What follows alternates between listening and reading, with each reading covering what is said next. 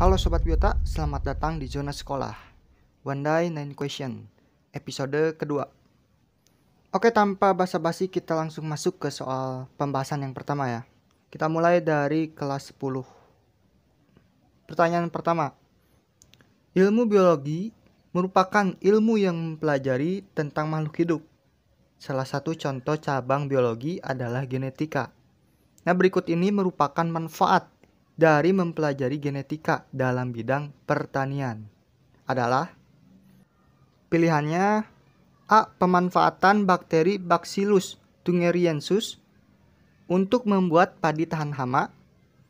B. Pemanfaatan jamur Penicillium Chisogenum untuk pembuatan antibiotik. C. Pemanfaatan bakteri Lactobacillus sp untuk membuat jagung tahan hama. D.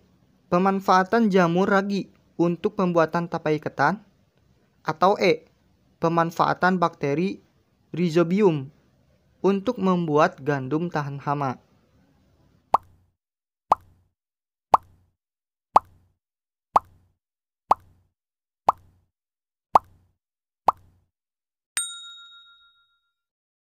Oke, jawabannya apa sob? Jawabannya adalah A, yaitu pemanfaatan bakteri Bacillus thuringiensis untuk pembuatan padi tahan hama. Jadi genetika ini merupakan cabang ilmu biologi ya, yang mempelajari pewarisan sifat yang melibatkan gen dalam makhluk hidup. Salah satu aplikasi genetika adalah dalam bidang bioteknologi, yaitu pemanfaatan mikroorganisme baik secara utuh maupun hanya bagian tertentu saja seperti gen ataupun enzimnya untuk menghasilkan suatu produk yang bermanfaat. Nah, di dalam bidang pertanian itu pemanfaatan ilmu genetika itu dapat menghasilkan padi tahan hama dengan menggunakan bakteri Bacillus thuringiensis. Hal ini karena bakteri ini memiliki gen endotoksin yang apabila hama memakan bagian tumbuhan yang telah diberikan bakteri tersebut, maka hamanya itu akan mati. Nah, gitu ya sob. Kita lanjut ke soal berikutnya. Perhatikan tabel berikut sob. Di sini terdapat 3 kolom ya. Kolom nomor, langkah-langkah, dan juga tujuan. Nah, nomor 1 itu langkahnya adalah hipotesis. Sedangkan tujuannya merumuskan dugaan sementara terhadap hasil penelitian. Nomor 2, tujuannya melakukan percobaan-percobaan dengan menentukan variabel penelitian.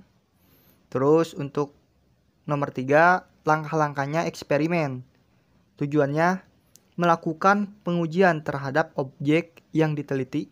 Sedangkan baris yang terakhir adalah analisis data, yaitu tujuannya menyusun data ke dalam sebuah tabel. Nah, pertanyaannya, hubungan yang tepat antara langkah-langkah metode ilmiah dengan tujuannya itu ditunjukkan oleh nomor berapa saja.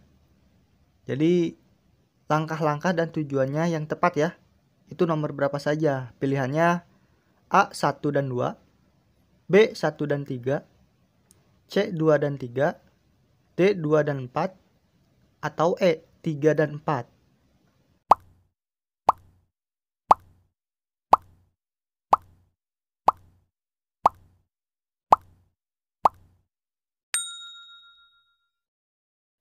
Oke, jawabannya apa?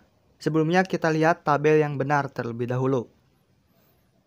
Nah, untuk hipotesis itu tujuannya adalah merumuskan dugaan sementara terhadap hasil penelitian.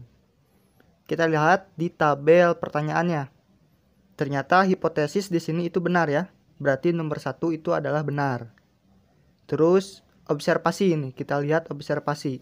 Yang benarnya adalah melakukan pengamatan dan studi literatur terhadap objek yang akan diteliti. Observasi kalau di pertanyaannya itu melakukan percobaan ya, dengan menentukan variabel penelitian. Jadi itu kurang tepat. Nomor 2 itu kurang tepat ya. Sedangkan eksperimen. Eksperimen itu yang benarnya adalah melakukan pengujian terhadap objek yang diteliti dengan menentukan variabel-variabel penelitian. Nah, di sini itu benar ya. Di pertanyaan ini tabelnya benar ya. Yaitu eksperimen adalah melakukan pengujian terhadap objek yang diteliti.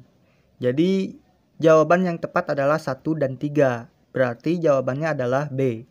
Nah, sedangkan kalau analisis data itu untuk di pertanyaannya adalah menyusun data ke dalam sebuah tabel. Sedangkan yang benar adalah menganalisis dan menafsirkan data yang diperoleh ke dalam sebuah tulisan untuk kemudian dibahas agar dapat dimengerti oleh pembaca. Jadi gitu ya. Jawabannya adalah B, 1 dan 3. Oke, next pertanyaan berikutnya. Perhatikan gambar berikut sob. Nah, arti simbol tersebut di dalam laboratorium itu adalah pilihannya A. Bahan yang bersifat toksik, B. Bahan yang bersifat korosif, C. Bahan yang bersifat mudah terbakar, D. Bahan yang bersifat mudah menguap, atau E. Bahan yang bersifat mudah meleleh.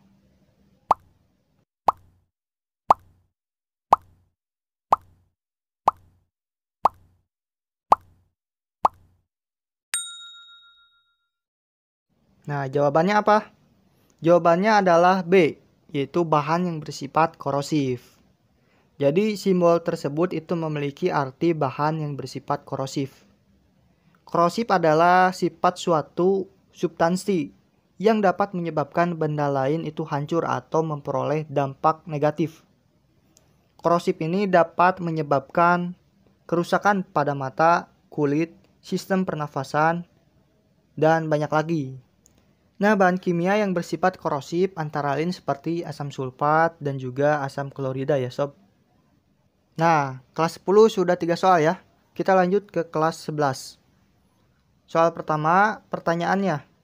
Suatu organel X yang ada pada sel dan memiliki keterkaitan dengan bagaimana oksigen yang kita hirup itu akan diproses di dalamnya dan menghasilkan karbon dioksida yang dimana dibuang melalui ekspirasi pernapasan.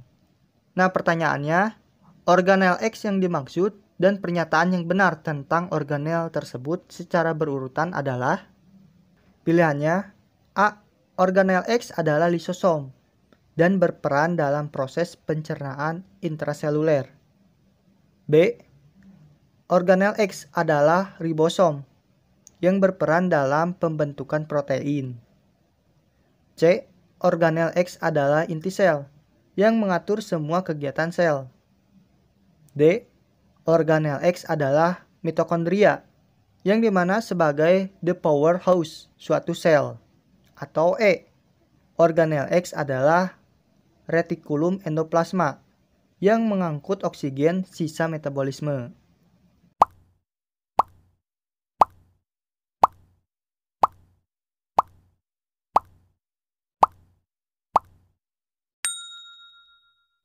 Nah, jawabannya apa sob? Jawabannya adalah organel X merupakan mitokondria sebagai the powerhouse suatu sel. Jadi jawabannya adalah D. Nah, mitokondria itu merupakan organel dalam sel yang berperan sebagai pabrik energi di dalam suatu sel sehingga disebut juga sebagai the powerhouse. Pada mitokondria akan dihasilkan ATP atau energi. Energi tersebut berasal dari proses respirasi sel yang terjadi di dalam mitokondria. Pada respirasi sel yang terjadi di mitokondria ini terjadi pembakaran sempurna sari makanan yakni glukosa dengan menggunakan oksigen yang kita hirup. Nah, sehingga akan dihasilkan energi, air dan karbon dioksida. Nah, di mana air dan karbon dioksida ini akan dikeluarkan dari sel tubuh melalui proses ekspirasi pernapasan. Nah, proses respirasi ini adalah salah satu contoh ya dari katabolisme. Nah, jadi gitu ya, jawabannya adalah D. Bahwa suatu organel X yang ada di dalam sel terus memiliki keterkaitan dengan bagaimana oksigen yang kita hirup akan diproses dalamnya. Dan dari proses tersebut itu menghasilkan karbon dioksida. Terus dibuang melalui proses ekspirasi pernapasan. Itu jawabannya adalah organel X adalah mitokondria. Dan pernyataan yang benar tentang mitokondria adalah sebagai the powerhouse suatu sel. Oke, kita lanjut ke pertanyaan berikutnya. Perhatikan gambar berikut sob. Pertanyaannya, struktur pada sel yang termasuk ke dalam sistem endomembran. itu ditunjukkan oleh huruf mana? Pilihannya A, X, B, Y, C, X dan Z, D, X dan Y, atau E, Y dan Z.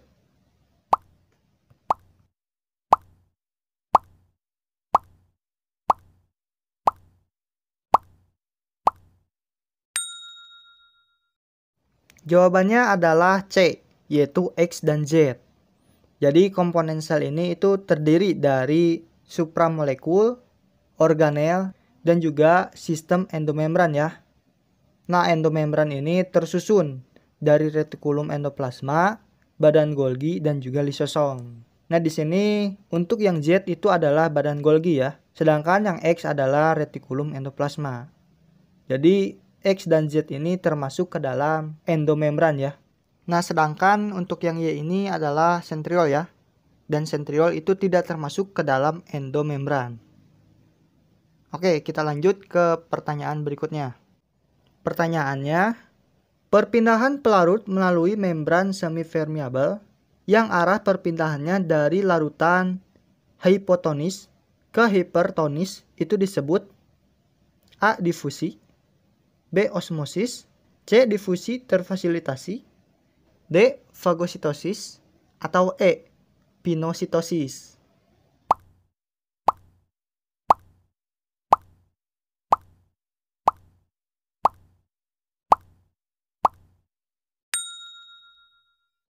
Nah, jawabannya adalah osmosis, yaitu B.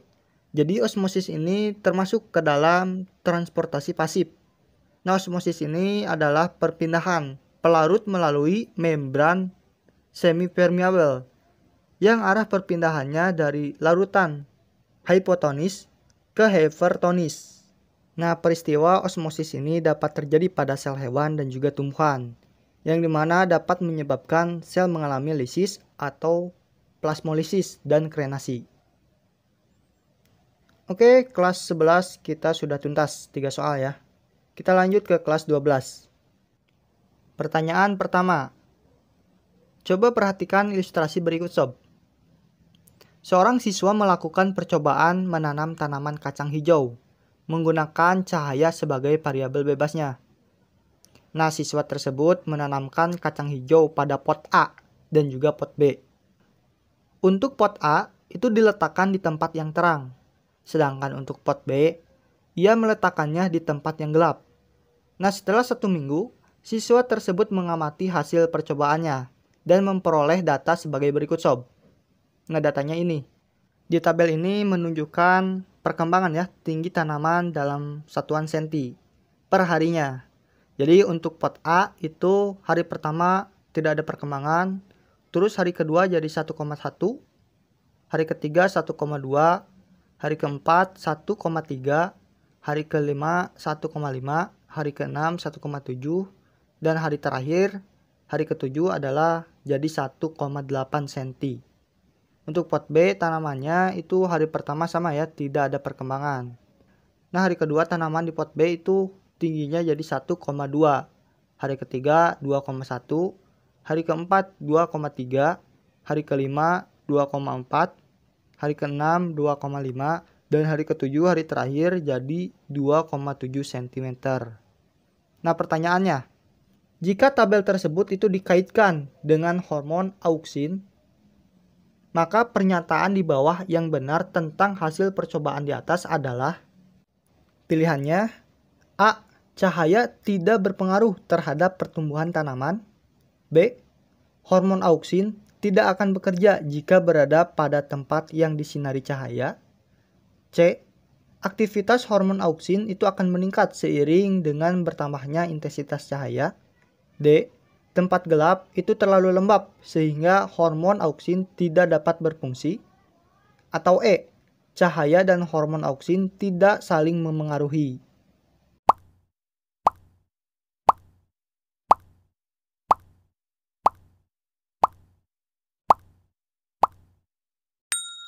Nah, jawabannya adalah B, yaitu hormon auksin tidak akan bekerja jika berada pada tempat yang disinari oleh cahaya.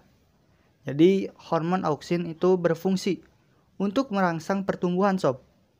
sehingga tumbuhan akan tumbuh memanjang. Nah, hormon auksin tidak akan bekerja jika disinari oleh cahaya. Hal ini dikarenakan hormon auksin akan rusak atau terurai dengan adanya cahaya. Itu artinya tanaman kacang hijau yang diletakkan pada tempat yang terang itu akan mengalami pertumbuhan yang lebih lambat dibandingkan tanaman kacang hijau yang diletakkan di tempat yang gelap. Nah, pada soal itu terbukti ya bahwa tanaman kacang hijau yang ditempatkan di pot B itu pertumbuhannya lebih cepat karena pot B ini diletakkannya di tempat yang gelap. Sedangkan yang pot A itu diletakkan di tempat yang terang ya. Maka pertumbuhan dari tanaman kacang hijau tersebut itu akan agak lambat. Jadi jawabannya itu B ya. Hormon auksin tidak akan bekerja jika berada pada tempat yang disinari oleh cahaya. Oke, kita lanjut ke pertanyaan berikutnya. Komponen enzim terdiri atas komponen protein dan non-protein. Nah, pasangan berikut yang tepat mengenai komponen enzim adalah pilihannya A.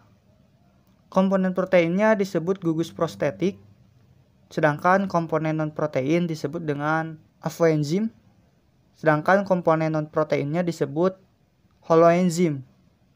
Terus yang C, komponen protein bersifat termolabil, sedangkan komponen non-proteinnya tahan terhadap panas. Kemudian D, komponen proteinnya tahan terhadap panas, sedangkan komponen non-protein bersifat termolabil. Atau yang E, komponen protein itu berupa unsur karbon, hidrogen, oksigen, nitrogen, dan fosforus. Sedangkan komponen non-proteinnya berupa ferum atau besi, terus koprum atau tembaga, dan zinkum atau seng.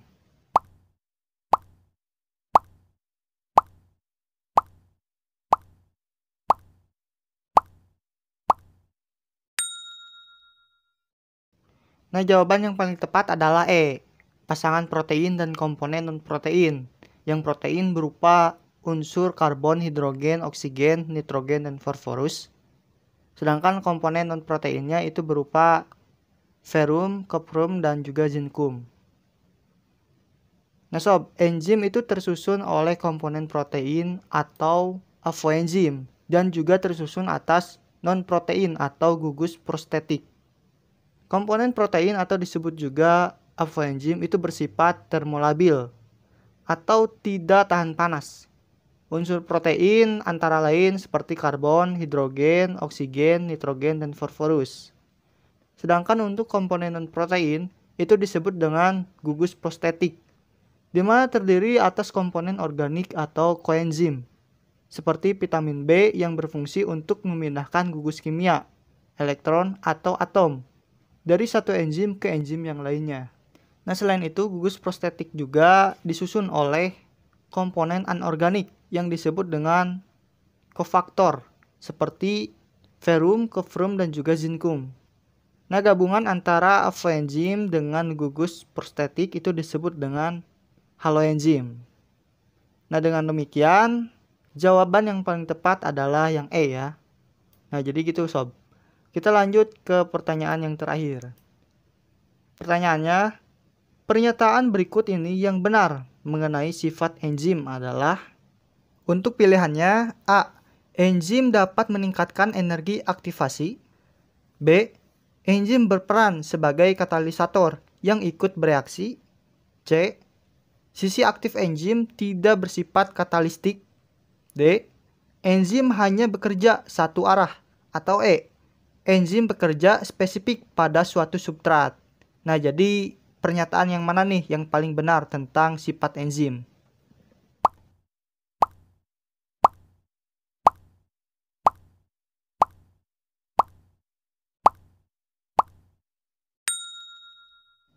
Nah, jawaban yang paling tepat adalah E ya.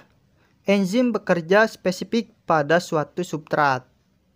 Jadi sifat-sifat enzim itu antara lain enzim merupakan protein, terus biokatalisator, tidak ikut bereaksi sehingga tidak mengubah kesetimbangan reaksi, bekerja dua arah atau bisa bekerja bolak-balik, mempercepat reaksi dengan menurunkan energi aktivasi, bekerja spesifik, dan memiliki sisi aktif yang bersifat katalistik. Bekerja spesifik di sini itu artinya adalah enzim hanya akan mengikat dan bekerja dengan spesifik terhadap suatu substrat tertentu, seperti enzim amilase yang akan bekerja spesifik pada substrat maltosa. Dengan demikian, jawaban yang paling tepat adalah E ya. Nah, pernyataan selain yang E itu salah ya. Pernyataan yang menyatakan bahwa enzim dapat meningkatkan energi aktivasi, terus enzim berperan sebagai biokatalisator yang ikut bereaksi. Sisi aktif enzim tidak bersifat katalistik, dan enzim hanya bekerja satu arah, itu pernyataan yang salah ya. Yang paling tepat adalah yang E, yaitu enzim bekerja spesifik pada suatu substrat. Nah, tuntas sudah 9 soal kita bahas di episode ini. Jumlah soal yang Sobat Biota berhasil jawab dengan benar bisa Sobat Biota tulis di kolom komentar. Jangan lupa tonton episode selanjutnya serta video pembelajaran lainnya. Jadi see you next video sob.